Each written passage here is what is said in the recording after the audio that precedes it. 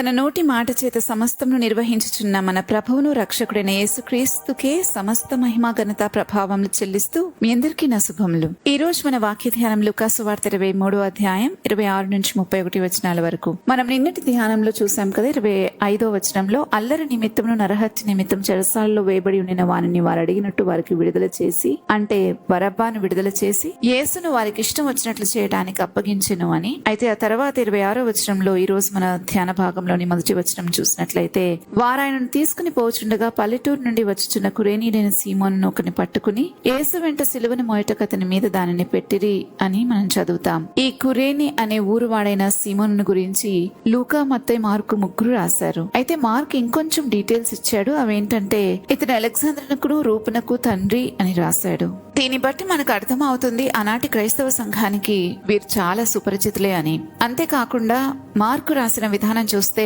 కురేనీడైన సీమోను అలెగ్జాండర్కు రూపునకు తండ్రి అని ఆ పేర్లన్నీ కూడా చాలా అందరికీ తెలిసిన వారి పేర్లు రాసినట్లుగా రాశాడు. అంతేకాదు రూపు యొక్క ప్రస్తావన రోమా పత్రికలో పౌలు కూడా చేశాడు. అయితే కొందరు పండితుల యొక్క అభిప్రాయం ఏంటంటే ఆ రూపు ఈ రూపు ఇద్దరు ఒకటేనని. దీన్ని బట్టి మనం అర్థం చేసుకోవచ్చు కొంత దూరం సిలువ మోసిన కురేనీడైన సీమోను యొక్క జీవితంలో ఆ సిలువ యొక్క ప్రభావం ఎంత గొప్పగా ఉంది అనేది. ఈ సీమోను కురేని అనే ప్రాంతానికి చెందినవాడు. అందుకనే కురేనీడైన సీమోను అనే పేరు వాడారు. అయితే ఈ కురేని అనే ప్రాంతము ఆఫ్రికా ఖండంలో ఉండేది. ప్రస్తుతం అయితే లిబియా ప్రాంతంలో ఉంది. అయితే అక్కడ నుంచి పండుగకి యెరూషలేంలోనికి వచ్చిన వ్యక్తి ఇతను. యేసుప్రభు వారు సిలువను మోస్తూ అతనికి ఎదురయ్యారు. అనుకోకుండా ఆ సిలువను తాను మోయవలసి వచ్చింది. తర్వాత కాలంలో క్రీస్తుకు నిజమైన శిష్యులుగా అయినట్లుగా మార్కు వివరణను బట్టి మనకు అర్థమవుతుంది. సిలువను మోసి క్రీస్తును వెంబడించే జీవితాలు చాలా అద్భుతంగా మార్చబడతాయి క్రీస్తు పోలికలోనికి. రోమా సైనికులు అతన్ని బలవంతంగా సిలువను మోయించారు, కానీ తర్వాత ఆ సిలువే అతని నిజమైన శిష్యునిగా చేసింది.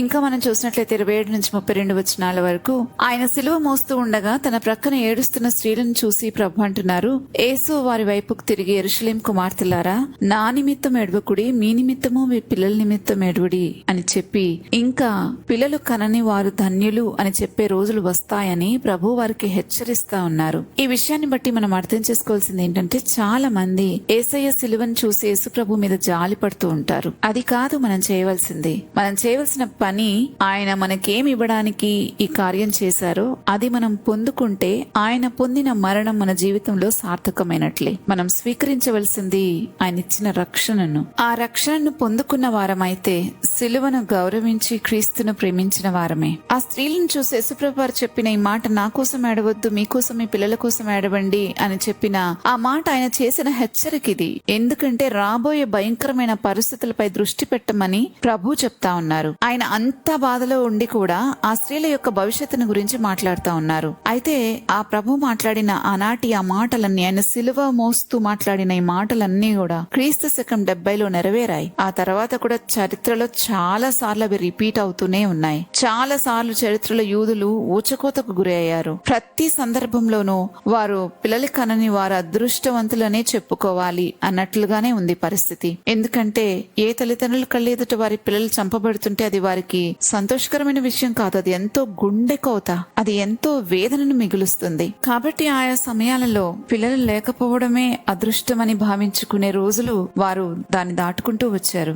తర్వాత ప్రభు అన్నారు, అప్పుడు మా మీద పడుడని పర్వతములతోనూ మమ్మ కప్పుడని కొండలతోనూ జనులు చెప్పసాగుదురు అని. అంటే చాలా ఘోరమైన శ్రమల గుండా ఈ ప్రజలు వెళ్తారు అని, మనుషులందరి మీద నమ్మకం పోయి ఎవరిని నమ్మలేని పరిస్థితులు కల్పించబడతాయి అని ప్రభు ముందుగానే వారికి హెచ్చరిస్తా ఉన్నారు. ఇంకా ప్రభు చెప్పారు, ఈ రోజు మన వాక్య భాగంలోని చివరి వచనం అంటే 31వ వచనంలో, పచ్చి మ్రానుకే ఇలా చేస్తే ఎండిపోయిన దానికి ఇంకెలా చేస్తారు అని. అంటే ఒక మంచి ఫలం ఇవ్వగలిగిన దానికి ఇలా చేస్తే అసలు ఫలమే ఇవ్వని దానికి ఇంకెలా జరుగుతుంది అని. యేసుప్రభు వారు చాలా సార్లు తన శిష్యులతో ఆయన మాట్లాడినప్పుడు మాట్లాడారు, శాస్త్రులు పరిసయ్యుల దగ్గర, ఈ లోకం నన్ను ద్వేషిస్తుంది అని. ఎందుకనంటే వారి క్రియలు చెడ్డవని ప్రభు సాక్ష్యమిస్తున్నారని యోహాను సువార్తలో ఆయన మాట్లాడిన మాటను మనం గుర్తు చేసుకోగలం. అయితే నన్ను ద్వేషిస్తుంది కాబట్టి మిమ్మల్ని కూడా ద్వేషిస్తుంది అని ప్రభు చెప్పారు. తను ఫాలో అయ్యే ప్రతి వారిని, తను వెంబడించే ప్రతి వారిని గురించి అని చెప్పారు. కాబట్టి నాకే ఇలా చేస్తే ఇంకా మీకు ఎలా చేస్తారు అనే ప్రభు అనే మాటను ఇక్కడ శ్రమల గురించి మాత్రమే, సిలువను గురించి కాదు.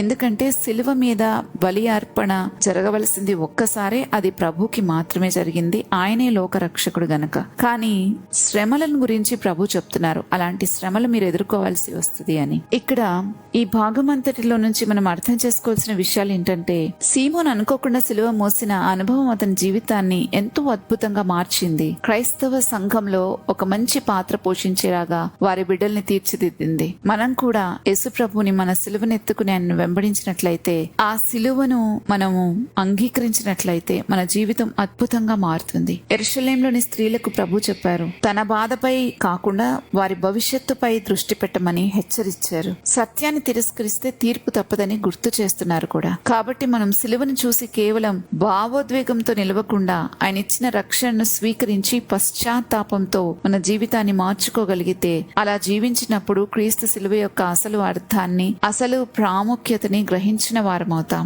ప్రభుకి కావాల్సింది మన భావోద్వేగాలు కాదు, మనం తీసుకునే నిర్ణయాలు. మన సత్యాన్ని అంగీకరించి క్రీస్తును అనుసరించాలనే నిర్ణయం మనం తీసుకుంటే, ఆ నిర్ణయంపై నిలబడే శక్తిని దేవుడే మనకిస్తాడు. ప్రార్థనలో నిలిచి ఆయన శక్తిని పొందినప్పుడు మనము కూడా మన సిలువను మోసుకుంటూ ఆయనను వెంబడించగలం. అప్పుడు మనకి ప్రతి భారము చాలా తేలికగా ఉంటుంది. నోటి మాట చేత సమస్తం నిర్వహిస్తున్న మా గొప్ప దేవా, నీకు స్తోత్రాలు చెల్లిస్తున్నాను. దేవా, ఈరోజు ఈ వాక్య భాగం అంతటిలో మేము తెలుసుకున్న సంగతులను బట్టి బ్రతికే కృప మా పైన కుమ్మరించమని ప్రార్థిస్తున్నాను. మీరంత భారాన్ని మోస్తూ కూడా ఆ చుట్టుపక్కల ఉన్న స్త్రీలను మీరు హెచ్చరిస్తూనే ఉన్నారు, చెప్తూనే ఉన్నారు జరగబోయే సంగతులను గురించి. నా గురించి మీరు బాధపడవద్దు అని చెప్పిన మీ మాటను బట్టి, మీరు ఎంతో బాధలో కూడా మీ బాధ్యతను ఏ మాత్రము విస్మరించకుండా చేసిన మీ కార్యాన్ని బట్టి, మీరు మాకు ముంచిన మాదిరిని బట్టి ప్రభా నీకు స్తోత్రాలు చెల్లిస్తున్నాను. నిజమే, కొన్నిసార్లు మా జీవితాల్లో మాకు కూడా ఎంతో భారం ఉంటది, కానీ అట్ ద సేమ్ టైం మోయవలసిన బాధ్యత కూడా ఉంది.